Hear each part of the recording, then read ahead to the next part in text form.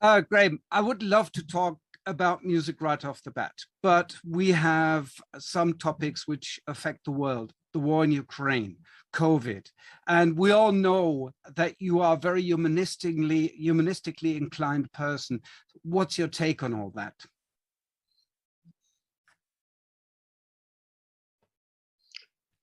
I feel as if I'm watching the American empire crumble. At the same time, I'm watching the Russian empire crumble. This war between Putin and Ukraine is senseless, unwarranted, and in fact, it's exactly what it is.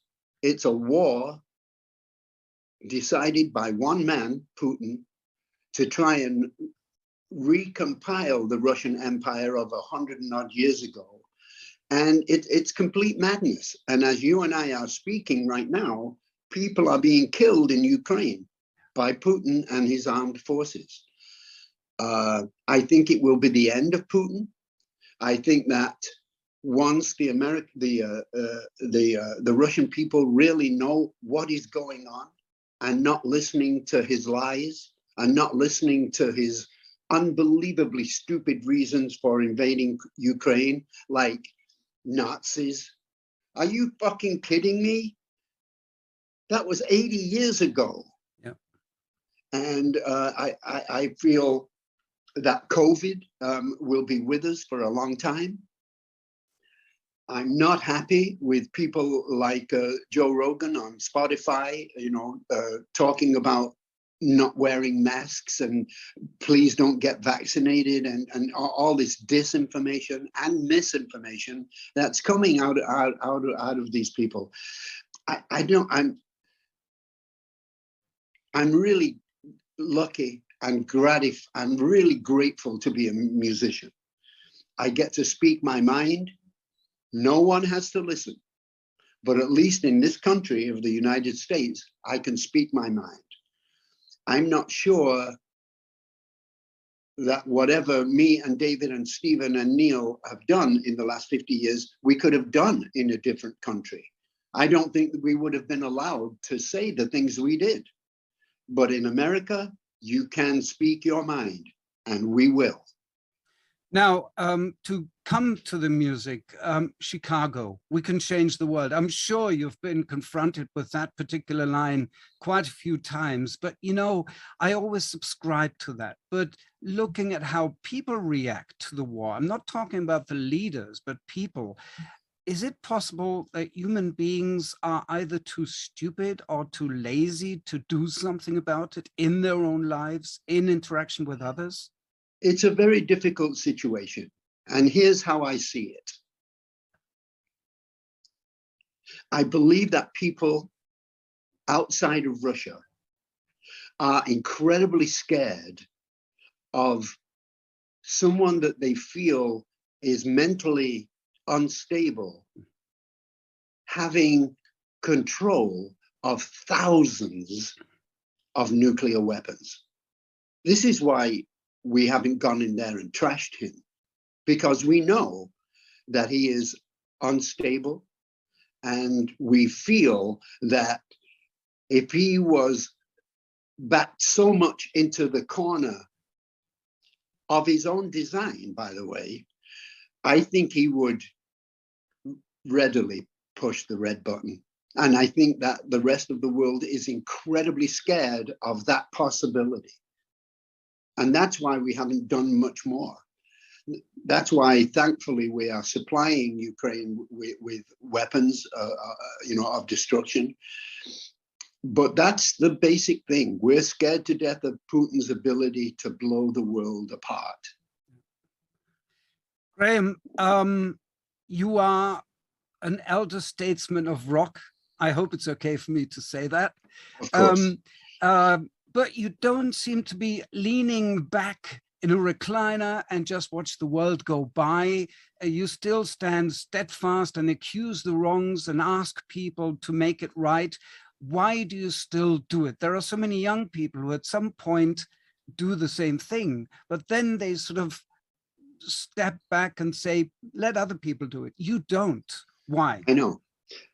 Because I've always realized how lucky I am, you know, and I've always championed the underdog. You know, I've always enjoyed the team that nobody gave a chance to winning. I love that, you know, I love the underdog. And I've always, I mean, you know, with all due respect, we made it, England made it through 2 world wars, you know, and if we can deal rationally with what happened, we can be stronger in our reaction to what's going on in the world today. But it's very interesting how relevant a lot of my songs seem right now. I mean, you know, Immigration Man. Yeah. Are you kidding? Look what's going on right now in the world with immigrants, you know. The song I wrote about Camille, you know, who was one of the most decorated American soldiers, turning against the war in Vietnam and starting an organization called the Veterans Against the War. Yeah, my songs, I seem to have managed as a songwriter to take the essence of the problem I'm dealing with and make it so that in 50 years' time, you could listen to that song and go, holy shit, look what he was talking about, you know? And it's frustrating sometimes that we don't learn from history, but it's humanity. Mm-hmm. And humanity will be the most brilliant. Humanity will be creating, you know, cures for disease, putting people on the moon, putting people on Mars. All these brilliant things that humanity is doing at the same time that Russian people are raping Ukrainian women and shooting them in the back of the head and fucking tying their hands together behind their backs. It's all happening at the same time. And one has to step back, look at what's happening, find the essence of what's happening, and turn that into music. But isn't it awful that as much as these songs are just wonderful musically, lyrically, they are very precious, but isn't it awful that that you still have to sing these songs, Immigration Man, Military Madness, and all that stuff? Yes, it's frustrating, absolutely, but it's reality. That's why I changed my show. I just finished a tour of 22 sold-out shows, and I came out first and said good evening to the audience and told them that I was changing the way that I normally do a show. Normally, you would come out, you would do a song that they recognize, that gives them the ability to take their jackets off and sit down in the seat and get ready for the show. That's what normally you would do. This time I came out and I said, you know what? I have to change what I'm doing. This war between Putin and Ukraine is terrible. And I started my shows with Find the Cost of Freedom, a cappella. Yeah. And then followed that with Military Madness, still talking about Putin. And then after that, I then did a normal show, whatever that is. You already did that once with Crosby, Stills, Nash and Young. When was that? I think 96 or something, when because of the war, you changed the songs around and stuff. I think that was more like Neil Young's thing, and you sort of went along with it, which I think is a great thing to do. Well, when Neil called me and Crosby, and he said, you know, I've got these songs, and I need your help to sing them. And so Crosby and I, we went to see Neil. Now, if you're waiting for Neil Young to play you some music, you think it's going to be on big speakers and loud and stuff. Oh, no. No, no, no, no, no. Get in the car. So we got in Neil's car and sat in the back seat, and Neil was driving in the front seat, and he had a cassette player in his car and played the music that he wanted us to sing. After he played it, we looked at Neil and said, we are so happy to be involved in this. This is our music. We can do this. And that's what happened. Neil played his songs. We're musicians. We love the songs. We wanted to play and sing on them, of course. Yeah. But it was the only tour that we ever did with bomb-sniffing dogs. I mean, there were a lot of people that were not happy with us. And we understood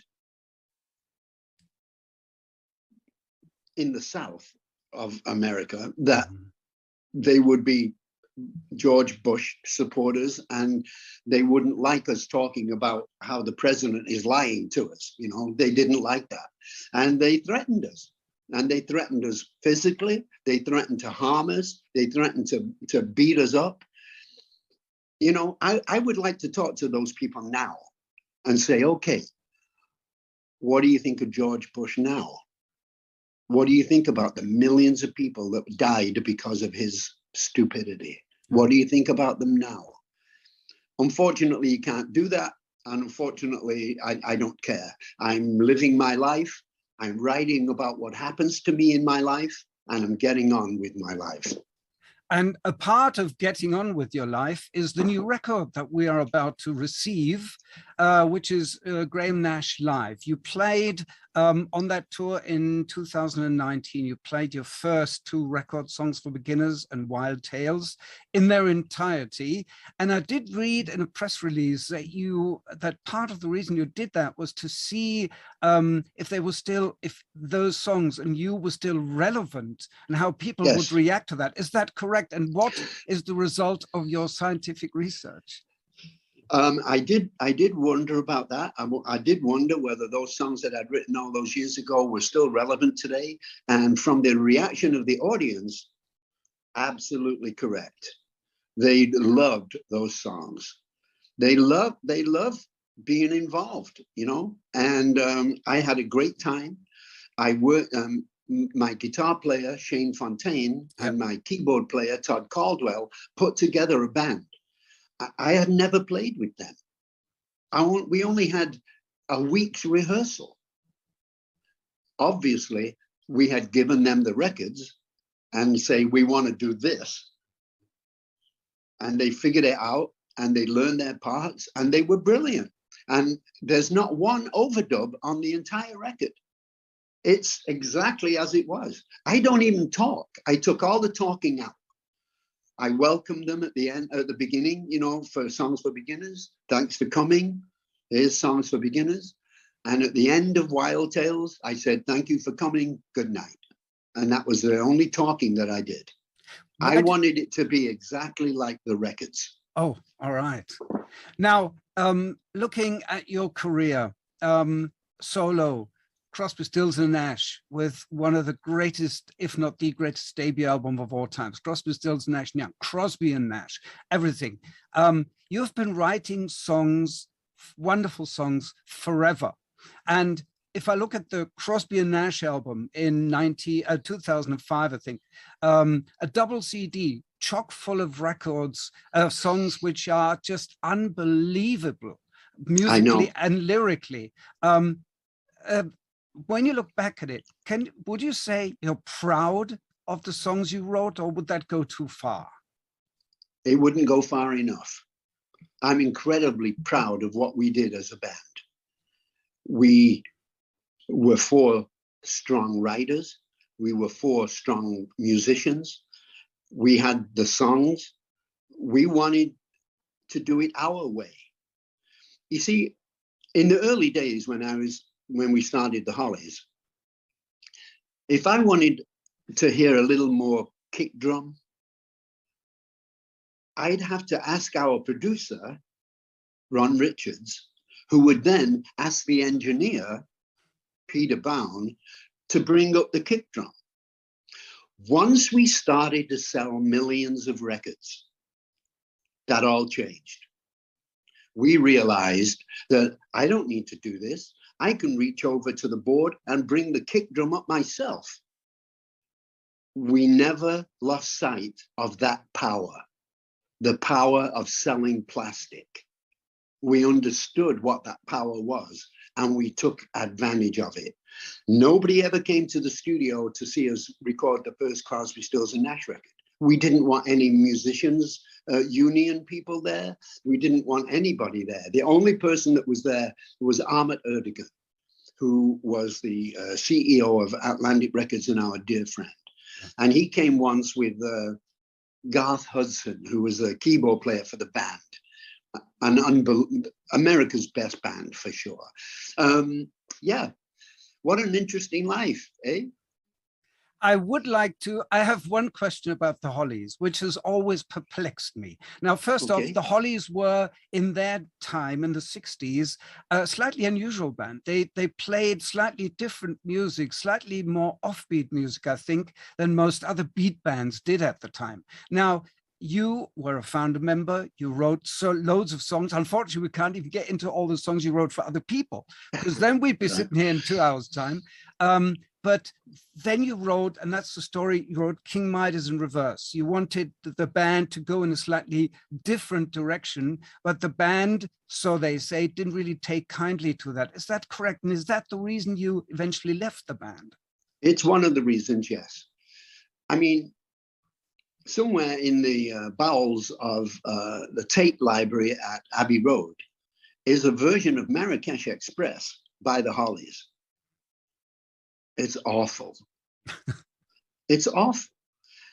I wanted to push it. I'd heard Pet Sounds by the Beach Boys. I'd heard Sgt. Pepper. I knew that an album didn't have to be just a collection of A-sides or B-sides, you know, from your singles, and, you know, that would make money for the record company. But it was John and Lennon and Brian Wilson and Paul McCartney who figured out that a record could be a beautiful musical journey, that you could start somewhere and lead somebody through a beautiful journey. And both Pet Sounds and Sgt. Pepper's are perfect examples of that. So that's what I wanted to do with the Hollies. I wanted our albums to be a beautiful journey, not just a collection of singles, you know. I would like to go back a step further, because I don't really know what kind of a household you grew up in. Was it a musical household? And also, was it kind of a political household? Where did you get that steadfast political and socio-political opinion from? My family it was not a musical household. We never had one picture on a wall. Nothing. We were incredibly poor.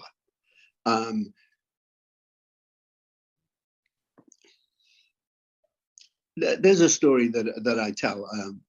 My father turned me on to photography when I was 10 years old. And the camera that he gave me he bought from a friend of his at work. The police came to the door one day and said, "We have figured out that that camera had been stolen. Who was it that sold you the camera?" And my father would not tell them. You don't do that. You don't tell the police on your neighbors. You just don't do that. I'm sure it's the same in Germany. You just don't do that.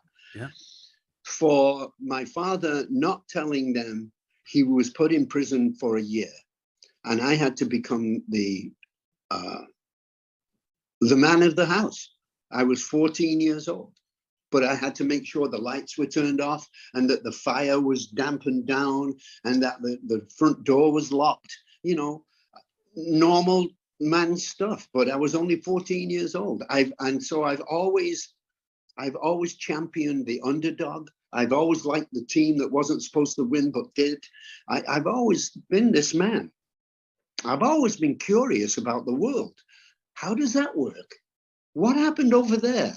Oh, are you kidding? Look at these planets. I'm just totally curious, always. Is that what kept you so young, such a young man? I believe so. I mean, I'm 80 years old. I made Songs for Beginners and Wild Tales, this new live record, when I was 79. I'm still singing better than ever. I have no doubt. And I don't brag, but I know that I'm singing better than I ever did. Is that because the voice matures, but also you as a person mature? Yes. All the experiences in life and stuff which come into the voice? They come out in every note. The experiences of my life come out in every single note that I sing. I want to sing my songs, regardless of when I wrote them, with the same passion I had when I wrote those songs. My audience deserves that. They deserve the best from me. That's how I've always wanted to be my entire life, whether I'm with David, whether I'm with David and Stephen, whether I'm with David, Stephen, and Neil, or whether I'm with Joni. I want the best. That's who I am. Will you ever stop writing songs? Will you ever stop playing live? No, I don't believe so. I once saw Segovia, the Spanish guitar player. Yes. When he was 92, and he killed me. He was fantastic. And I thought, when I saw him, I was only like 60, you know. I didn't realize I'd live another 20 years. And who knows when, I mean, I could drop dead in the middle of this interview. I mean, seriously, right? Who knows what's going on? But I will take every hour, every minute, and every second of my life and try and be the best person I can be in that life. What, Graham, is your definition of bliss?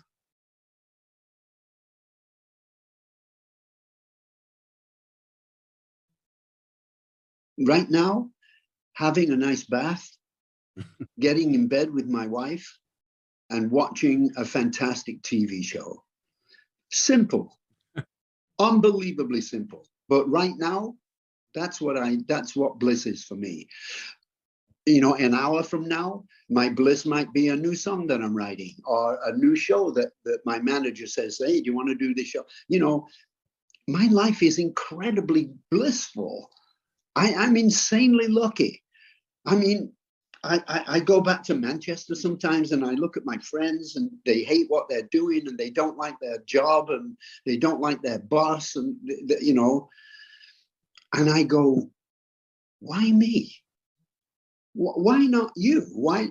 You're a great musician. You're a better musician than I am. Why not? Why aren't you? You know, I'm just lucky and I'm very grateful. I think that's what I love about you. You're called the gentleman of rock. I can see now, I can absolutely see why, because you are an extremely modest person and you could be, you have bragging rights to the moon and back, you know.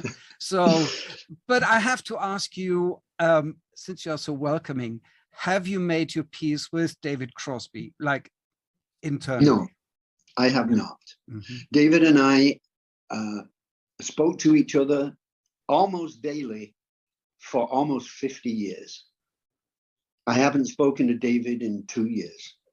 It's our friendship is no more, you know, and I'm talking metaphorically now, but there's a connection between musicians, you know, it's like a silver thread that connects you somehow. And once that thread is broken, it's very hard to put the ends together. They don't fit, they're lumpy.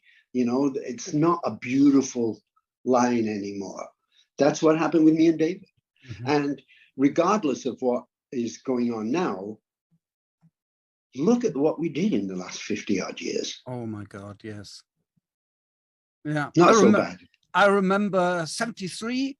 That's when I got in touch with the band. First, there was Harvest by Neil Young. Then there was Four-Way Street.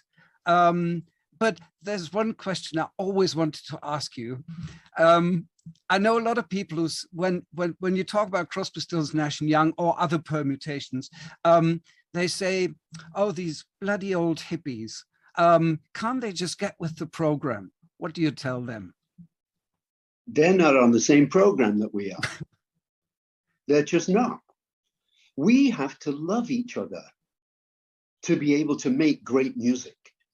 And when that love is not there, there's no music to be made. And that's what's going on. I'm sure that Neil is still angry with Crosby because of what he said about Daryl Hannah, you know, what Crosby said about her. Yeah. And I, you know, him and I haven't spoken in a couple of years. It's just the way it is. You know, we're brothers, and right now we're arguing like hell, and I don't see any coming back at all. Any chance possibly working with Neil Young and or Stephen Stills again sometime in the past, or will you concentrate on your solo records? I'll do both. Mm-hmm. If Neil Young calls me and says, "Hey, Willie, listen to this, man," and he plays me a great song, I'm fucked. I'm a musician. I want a part of that great song. I know a part that I can sing that will lift the song. And that's happened constantly with us, particularly with Stephen. I can be crazy, as mad as fuck with Stephen, and he'll go, "Hey, Willie, listen to this." And he'll play me 4 and 20, and my fucking heart will pour out of my chest, you know? It's the way it is. We're musicians.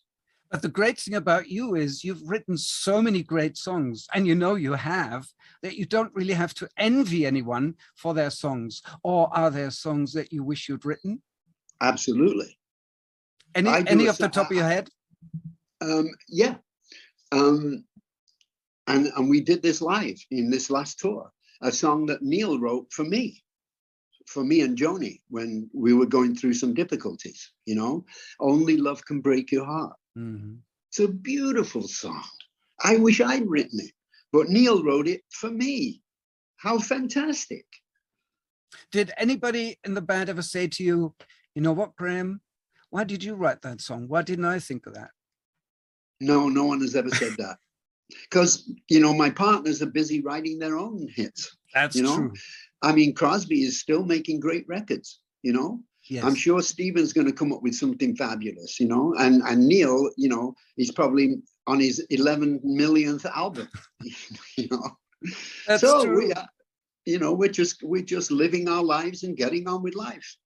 I have one last question because I don't want to exceed the time limit that I have. I'm very grateful that we were able to talk. I was as nervous as hell, I have to tell you, with a legend of mine.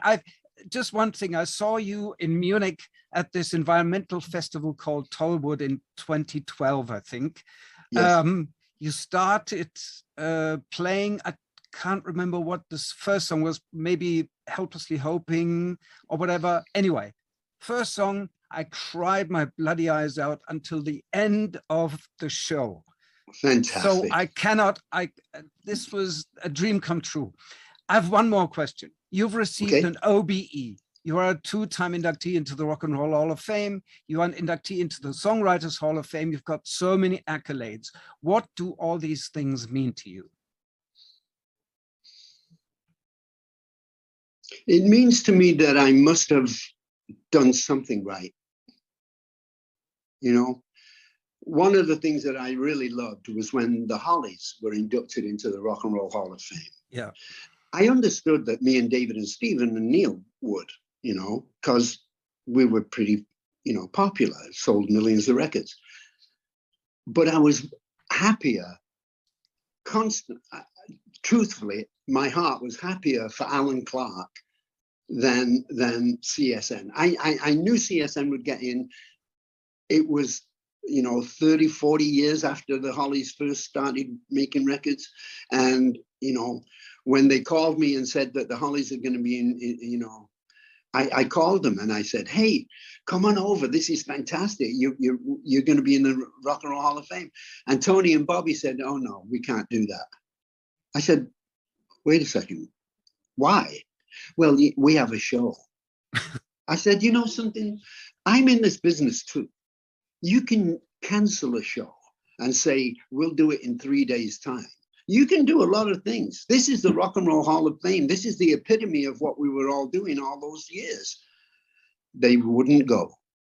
So I called Alan and I said, "Well, the Hollies are going to be in the Rock and Roll Hall of Fame. What do you think?" And he said, "Well, you know, great, you know." I said, "You know, why don't you come? They want us to do Long Cool Woman. They want us to do Carrie Ann and maybe, you know, On a Carousel or something." And when he came over, I put him up at the Waldorf Astoria, a beautiful hotel here in New York City. And we did it. And Paul Schaefer, a namesake of yours, of course. Yes. Paul Schaefer had put a band together, realizing that Alan couldn't sing. At the end of the rehearsal, which was about 20 minutes, Alan Clark was singing his ass off because he realized that there was no pressure on him. So he just sang. And that's when I was the happiest, when Alan Clark was singing and being inducted into the Rock and Roll Hall of Fame.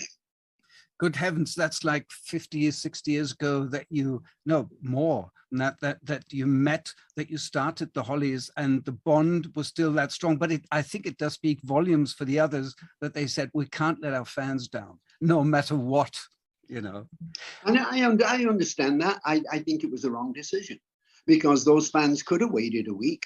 Yeah. They would have. They certainly would have. They would have watched the TV program. Yeah, they would. So Alan and I started the Hollies in December of 1962. And he's my oldest friend. I met him when I was 6 years old. And now I'm 80. So he's been my best friend for 74 years. In this fickle business. Graham, thank you so very much. Very last question is any message to our listeners, anything that you want to get off your chest at this point?